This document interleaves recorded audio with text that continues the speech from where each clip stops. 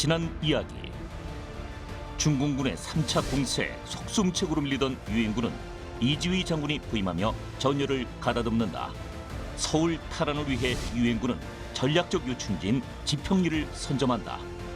지평리의 전략적 가치를 알았던 중공군도 대규모 병력을 보내 유엔군을 포위한다.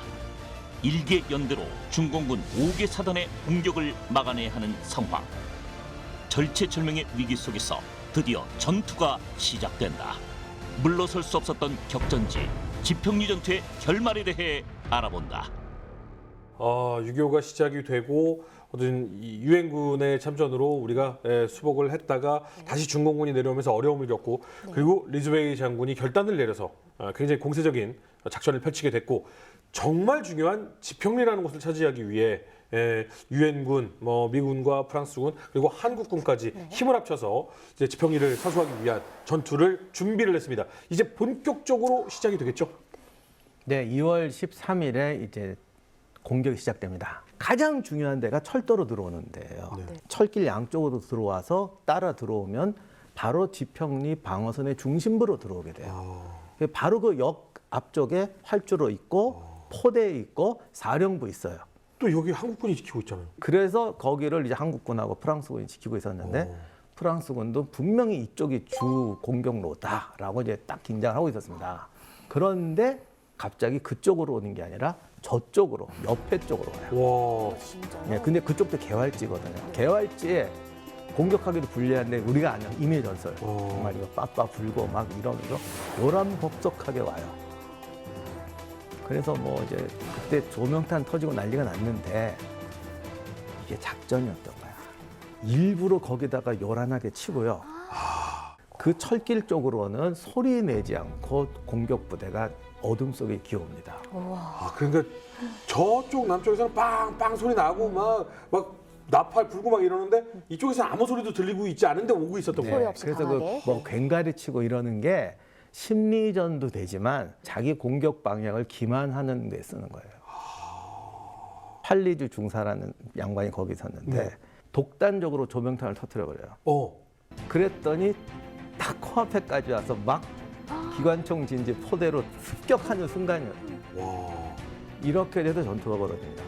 이 영화보다 진짜 더 영화 같아. 네네. 근데 정말 이런 중사 전 베테랑 한 명이 전투의 운명을 바꿔요.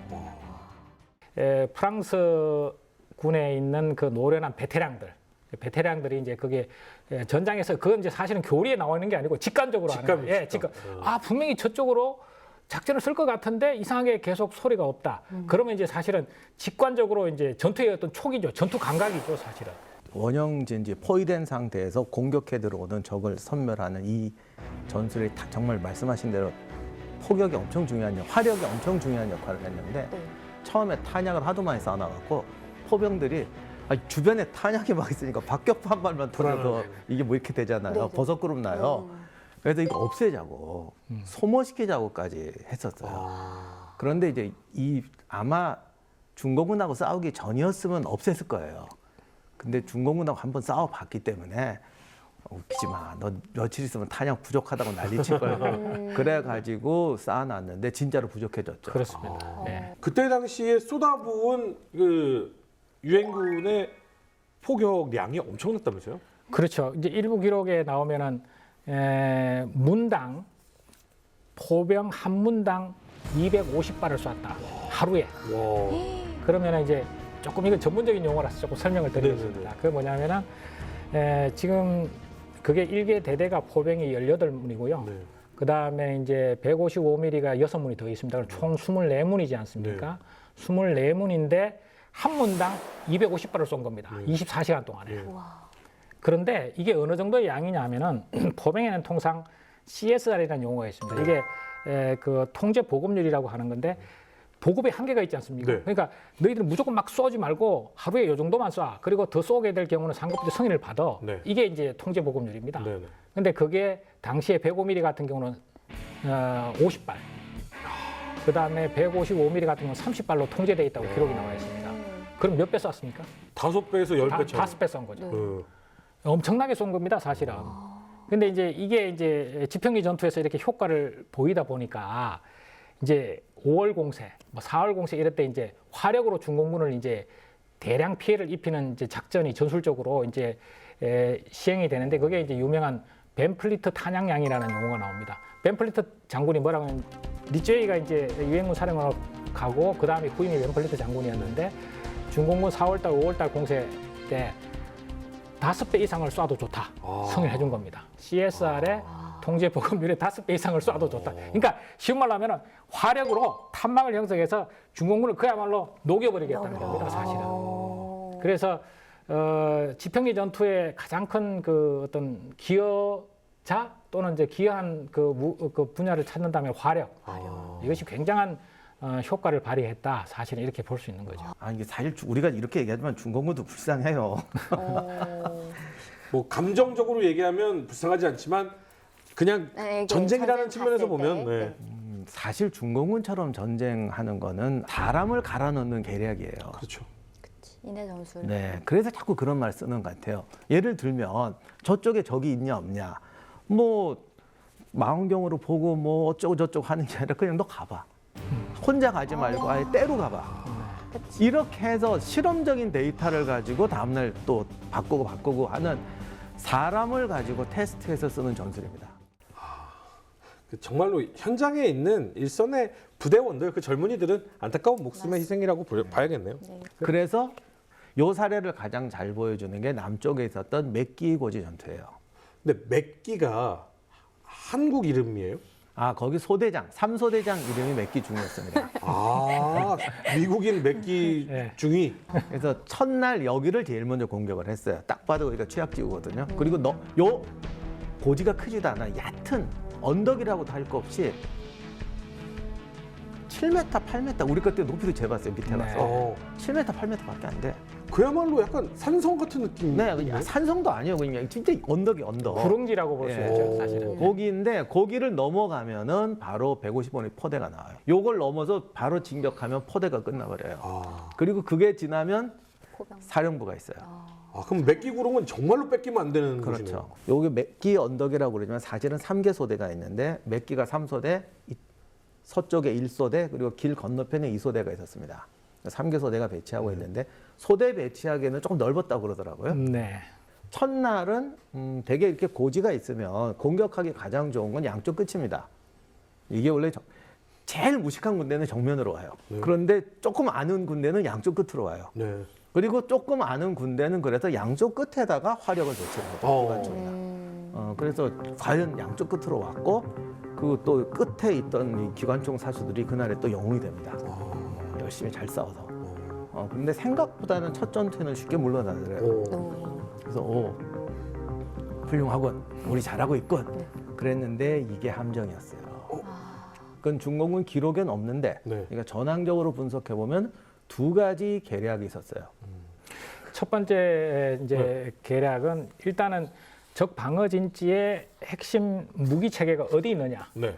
그리고 취약점이 어디 있느냐 이 부분을 탐색해내는 게 가장 중요하지 않습니까? 와. 그래서 사실은 첫 번째 13일 저녁부터 14일까지 공격하는 과정에서 보면 중공군은 공격했다고 나와 있지만은 실질적으로 이제 그 테스트 목적이었다는 거죠. 그래서 이제 맥기중위가 조치한 것 중에 이제 잘한 것 중에 하나가 원래 포병은 기관총이 있습니다. 네. 그러니까 포병만 화포만 있는 것이 아니라 화포를 견인하는 차량에 거치에 있는 기관총이 있습니다. 네. 그 기관총을 다 걷어다가 아, 소대, 중대, 진지에다가 배치한 거죠. 그래서 첫 전투에서 사실은 그 기관총이 역할을 잘해서 생각보다는 쉽게 이제 첫날 야간 전투를 물리칩니다. 그리고 또 하나의 계략이 뭐였냐면은 그 원래 중공군들이 제일 노리는 그것도 어느 나라 군대나 마찬가지겠죠. 그러니까 부대와 부대의 경계선을 노려요. 첫날은 기관총 진지도 확인하지만은 가운데로 이렇게 막 포격하고 전투 중에 적한테 들키지 않고 가운데로 접근할 수 있는가를 테스트했던 것 같아요. 그 정말 한 명 들어올 수 있는 대로 줄지어서 들어옵니다. 근데 여기서 또 미군 측에서 대형 사건이 터져요. 뭐죠? 소대가 이렇게 1소대, 3소대, 2소대 이렇게 보시면 중대장이 이제 뒤쪽에 가운데 네. 좀 있거든요. 이 지점에서 중대 지휘소 바로 옆에 네. 자기 보이지 않게 이제 자기 소대 본부를 차려놓고 원래는 여기 있으면 안 되는 거죠. 소대장은 당연히 진지상에 있어야 되는데 그렇죠. 뒤쪽에 나와 있었던 겁니다. 그래서 상황 파악이 안 되는 거죠. 근데 마침 또 부소대장한테 1소대 부소대장한테 전화를 했는데 1소대 부소대장은 이제 뭐라고 답변했냐 하면은 이상 없다 이렇게 이야기합니다. 왜 그렇게 이상 없다고 그랬냐면은 1소대 부소대장은 맥기 중위 쪽에 있은 게 아니라 이쪽 반대쪽에 있었습니다. 자기가 보는 견지에서는 특별한 문제가 없었던 거죠. 두 라인이 있는데 예. 여기에 문제가 생긴 건 라인이 붙은 라인인데 예. 저 반대쪽에 부소대장이 있었군요. 그렇습니다. 우측에 그 1소대의 우측 맨 끝에 있었던 겁니다. 그러니까 네. 좌측이 돌파되는 걸 몰랐던 겁니다. 아하. 이 맥기 소대장이 그걸 돌파당했다는 걸 정확하게 인지하고 상급부대 정원부대를 요청하고 하는 게 늦어버린 겁니다. 그러면서 이제 돌파구가 점점 확장되면서 이제 저녁 10시부터 시작해서 새벽 한 2시쯤이 되면은 더 이상 이제 3소대 방어선을 지탱할 수 없는 수준이 되는 겁니다. 그래서 2시부터 한 3시 사이 되면 이제 그 뒤에 몇백 미터 후방에 이제 중대 진지를 다시 편성할 수밖에 없는 그런 상황이 되고 예비대가 이제 계속 이제 들어오게 되는 거죠. 네. 그러면 결과적으로 고지는 어떻게 되나요? 그래서 이 고지를 빼앗기게 되는데 몇 개 고지를 뺐겠군요. 중공군이 거의 한 800명 가까이가 이제 고지를 점령을 해요. 그러면 이제 큰일 난 거지. 왜냐하면 거기서부터 이제 내려오게 되거든요. 포대가 앞에 있잖아요. 예, 그래서 사실은 포대까지도 중공군이 옵니다. 오. 그래서 여기서 이제 두 가지 작전이 대성공을 거두는데 진짜 미군이 결사적으로 반격을 합니다. 그러니까 모든 고지는 빼앗겼을 때 즉시 공격해야 돼요. 왜냐하면 저쪽도 아직 지형을 모르고 배치하고 뭐 이러기 전에 밀고 올라가야 되니까 뭐 구상병, 뭐 포병 있는 대로 끌고 올라가서 공격을 하는데 근데 이게 또 여러 부대가 섞이니까 10명은 올라갔는데 20명은 못 올라가고 네. 그럼 내려왔다 또 올라가면 또 5명 올라갔는데 이런 식으로 하다 보니까 나중에는 소모가 돼갖고 거의 다 소모가 돼버립니다.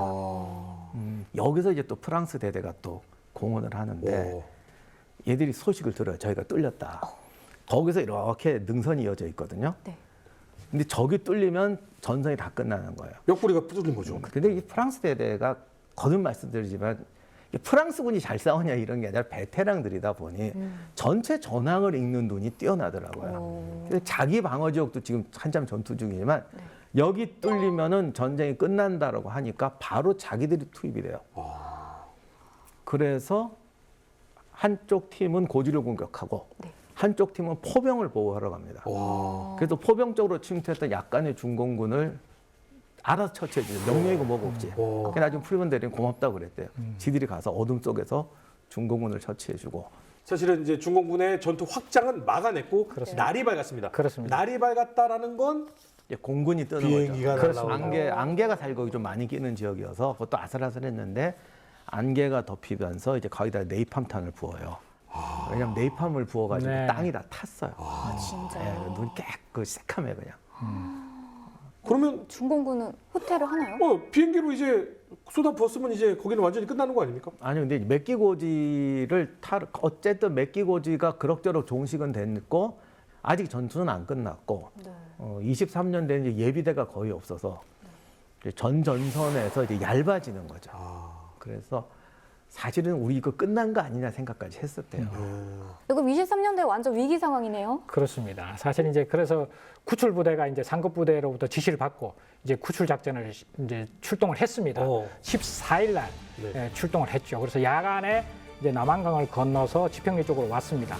그런데 이제 지평리 전방 5 내지 8km 선에서 일단 14일 날, 2월 14일 날 정지를 하고 이제 어떻게 지평리까지 돌파 작전을 할 것인가, 연결 작전을 할 것인가를 가지고 고민을 하게 됩니다. 그래서 15일 날이 되면은 이제 지평리 한참 이제 전투를 하고 있는 상황에서 한 8km 전방에서 이제 구출 부대, 일명 이제 크롬베츠 전투단이라고 그러는데 크롬베츠 전투단이 이제 원래는 보병 3개 대대를 데리고 있었고 포병도 1개 대대를 데리고 있었고 전차도 가지고 있었습니다. 그런데 이제 보병들을 데리고 공격을 해봤더니 도저히 진출이 안 되는 겁니다.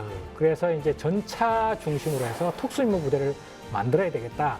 그렇게 해서 15일 날 오후가 되면은 이제 그 보병 부대는 그 위치에 놔두고 전차를 중심으로 해서 전차 23대를 중심으로 해서 행군 장경이 그러니까 그 행렬의 길이가 한 1.6km 정도 된다 그럽니다. 그래서 전차 23대로 이제 그 지평리까지 돌파하기 위한 돌파해서 연결 작전을 하기 위한 작전을 구사하게 되는 거죠. 예. 포위망을 뚫고 구출 부대가 오고 마지막 물이 넘치기 전에 합류를 하고 이러면서 이제 다시 이제 위기가 다시 이제 기회로 되는 이런 상황이 갈 수 있죠. 영화 같아요. 멀리서 그 영화 같아요. 네. 전차들이 쫙 올 때 그렇죠. 23년대는 정말 신께서 우리를 버리지 않으셨구나 막 이런 마음. 그리고 이제 중요한 건 몇 대가 오는지 몰라요, 전쟁터에서는. 사실 23년대도 몰랐어요. 전차가 왔다 그러니까 다들 뭐 놓았니, 뭐 놓았니. 그런데 이 탱크가 진입하는 순간 양쪽에 포위하고 있던 모든 중공군이 일제히 도주하기 시작해요. 그러니까 걔들도 사실은 한계에 달해 있던 거죠. 기록에 보면은 갑자기 중공군이 공격해 올 때만큼 여기저기서 나타나더니 도망가기 시작했다.